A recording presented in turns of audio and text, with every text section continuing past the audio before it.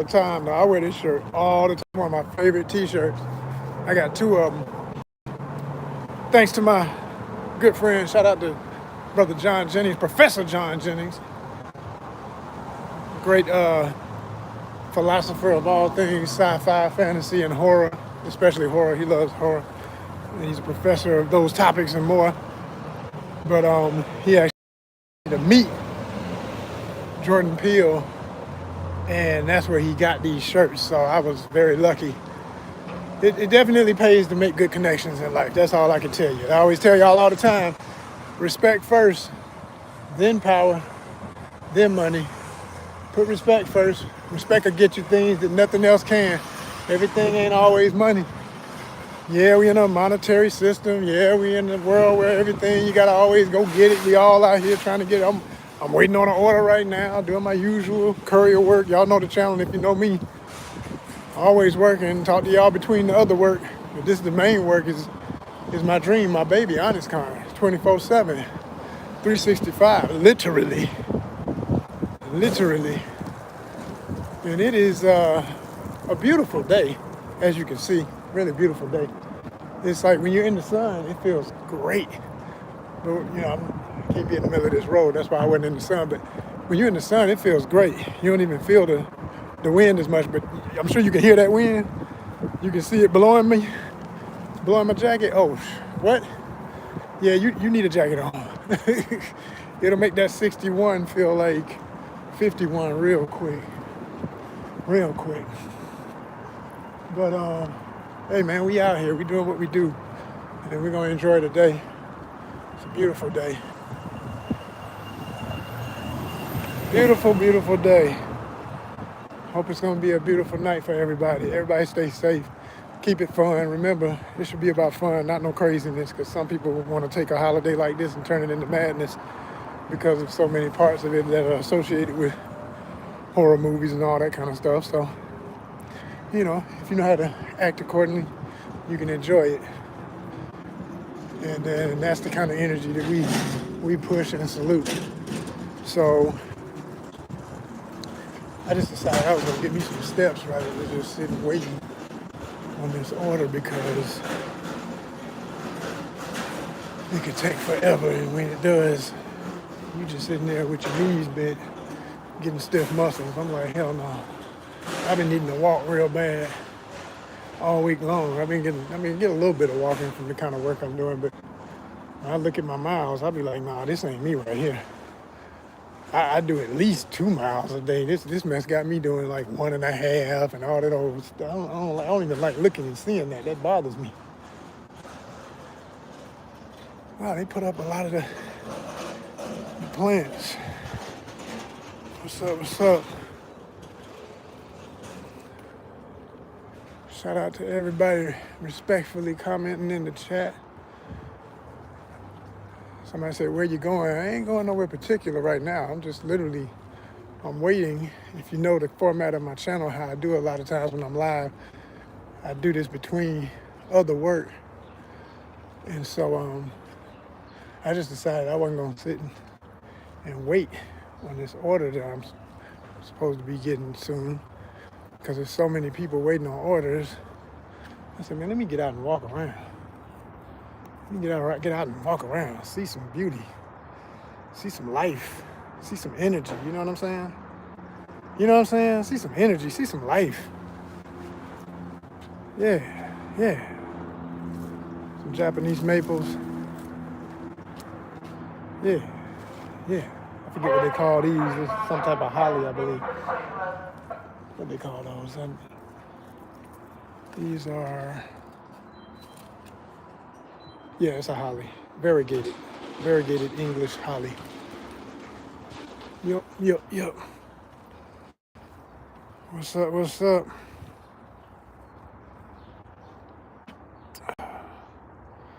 Okay. What's up?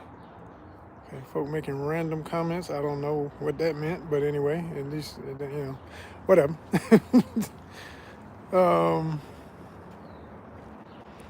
Yeah, but I hope y'all been paying attention to the content lately as far as the actual feed, the real post and the real content. because I just dropped this series in the last week called Cyberpunk ATL. And what that is my love letter to the concepts and the brilliance of Michael Pondsmith. If you didn't know, a prominent writer and creative that is the reason for the video game that exists, Cyberpunk 2077. Yes, the Polish company that created it, shout out to CD Projekt Red. They are phenomenally talented and incredibly insightful in what they've created, and I absolutely love that game. It is my favorite open world game, and so I dedicated this to that world. But there's a mention, if you play the game, and under what they call the street kid archetype, because you got different archetypes. You got corpo, street kid, and nomad, which quite frankly I've always made the joke, you really just play one storyline. That's street kid. You start off different, but you end up playing the same missions. So, and you handle situations a little bit different every now and then, or you have the option with what you say and how you respond and how that plays out in the game. But there is a and what's up? There is a part in the Street Kid storyline where the main character V, whether you play him as a guy or a girl, because you can play either way, it doesn't matter. Again, same story, same situations will happen. And you're talking to this OG named Padre who runs the Valentino's gang out of the Glen. And he asks you, so you've been gone for 2 years, you say you've been gone for 2 years and now you're back in Night City, the fictional city that you're living in California. And he basically asks you how it was. And you say, well, I didn't go with any expectations, except that it would be different from Night City. Well, it wasn't. And that's like that line right there, I always say, changed my life as a fan, because being from Atlanta, I said, oh my gosh, they done put the A in this game. We are official. We are part of the canon. We are part of the story. So that got me all excited. And as long as I've been playing the game, I've always wanted to do something in honor of that and to acknowledge what that would be like based on the world that you play in as it is, in Night City, in the California world that's fictional too. But I said, what would ATL be? What would Atlanta be like? I said, oh, I'm gonna have to make that up. I'm gonna have to do something with that, just on some fan fiction stuff. So I've been planning this for years. It's nothing new. It's just I finally just said enough is enough. You gotta go when and I just needed the right, stars to line up a certain way, things to get in order in a way where I had the time, make the resources, get the apps and things and whatnot. And I've been using a lot of free apps for AI creation of images, and me being a visual artist that actually can draw, paint, sculpt, all that beautiful stuff, I know what I want and I know how to describe things, you know what I'm saying? If I say, hey, I want a flower with maroon middle and I want it to have a gradient where it fades to lemon yellow, and then on the very edges I want a raspberry type color. If I say I want this, you understand? If I say I want that, I know how to get that. You understand? I know how to get that because I see that. So I can describe that. I know how to use my words. I'm a writer. So I've been getting phenomenal results, even with the stress of dealing with AI, because I ain't gonna front. It ain't no picnic. Oh my God, it still works. I have a whole new respect for it. And I just accept that it is its own way of art. And you're basically a writer. And if you're visually inclined, as I am, you're going to get better results because you're going to demand more out of it. You're not just going to go with the first result unless it really knocks it out the park. Every now and then you get a home run. Those blow my mind. Whenever I give it a prompt and I'm like, holy, this is exactly what the hell I wanted. It's like nothing will ever be 1,000%, but it'd be so close you can't believe it. You're like, whoa, So you just never know. You never know. I just realized my phone, good gosh, I need some power. I thought I had power, y'all. I've been up here. See, that's the thing. That's another thing.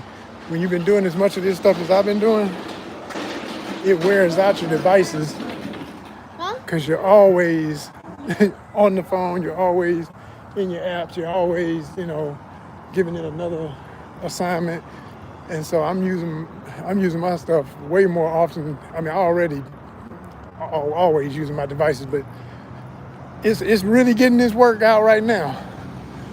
Now that I started using this AI stuff, so yep.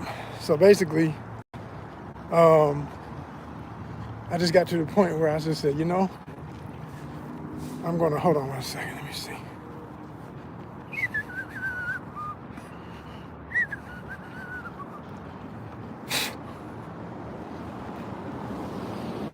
Okay. Yeah, that's cool. Yeah, so I got to a point where I was like, you know, oh damn, hold on again. Man. And using this AI and everything, I realized, man, this is a great tool for not only having fun with fan fiction, you know, playing within the rules of a world already created, but then building and adding to it. And that's what I basically did. I took what was not elaborated on about Atlanta, even though it was mentioned, and then I found old notes from actual canon from the tabletop game that Mike Pondsmith, the man himself who created it all, and his team created. And there was a handbook way back in the early 90s, late 80s, that gave mention to the state of Georgia and of Atlanta. And it mentions a place called Plantation. I said, whoa, they going deep. Because they were playing off a whole bunch of old Confederate, show enough antebellum South type stuff.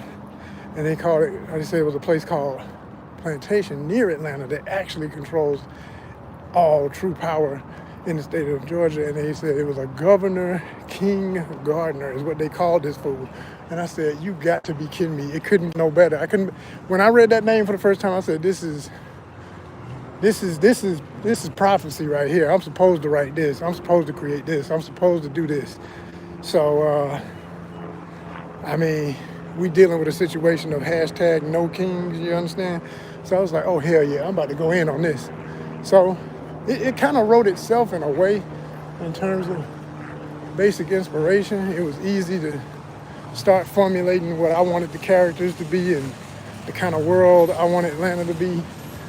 And then I gave myself some more leeway too, because I didn't stick with, you know, the years that are already defined, at least fully. I went with the year that's just started to be defined inside the game, and that is the year 2080, because in the game, the video game, Cyberpunk 2077, it's the year 2077, but if you play through all of the magnificent Phantom Liberty extra game, side game, you know, purchase game, which I've beaten it and all that. There's a ending, and this ain't no spoiler because it's all over the web at this point. This is old now, so if you don't know, hey, it's still worth playing. There ain't nothing I can tell you. People kill me getting so upset about spoilers. I'm like, look, I get that with a show or a movie, but with a video game, man, I could watch the whole cutaways for a movie. I mean, for a video game, and still wanna play it, because games are different, man. The movie, it's like you're playing the movie. It's different. So it's always still worth doing, no matter what. It really is. Yeah, y'all, it's gonna take a minute for me to get what I need. That's what I was saying. That's why I go live with y'all, because I got time to chop it up.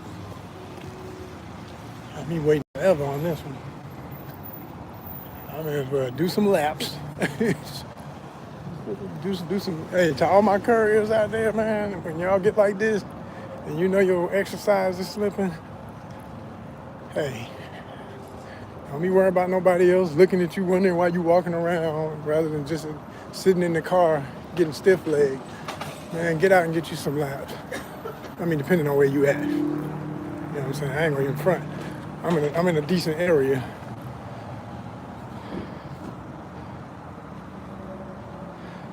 will say though, for real, I do need some damn charge on my phone. Oh, this is annoying me. I should have brought my charger. I don't be needing no charger. I be charging in the car, you know, but this shit gonna make me sit in the car. Because I need to charge this damn phone. God, I don't want to sit around in no car. That is not the move. I just want to chop it up with y'all, man, and walk. It's a beautiful day, too. It's too nice out here to be sitting around. Okay, lesson to self. Even when you're mostly doing something where you never need a portable charger, always have one. Situations happen and you just have your stuff. That's all. Note to self. Note to self. So now I gotta go charge this damn phone. We're gonna do it. We're gonna do it.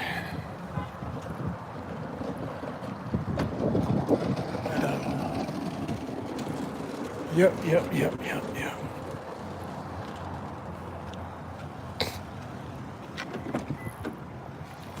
Oh man. All right. Let's burn some gas. You know you gotta have it on, right? All that old mess. Here we go. As soon as I get me about, I don't know, get me about extra 10% or something, I might get back out and walk any damn way. Because sitting inside, the other thing is the sun is on you a little bit. The car than you do out the car. Like I say, the wheels. Saying, y'all, as I was saying,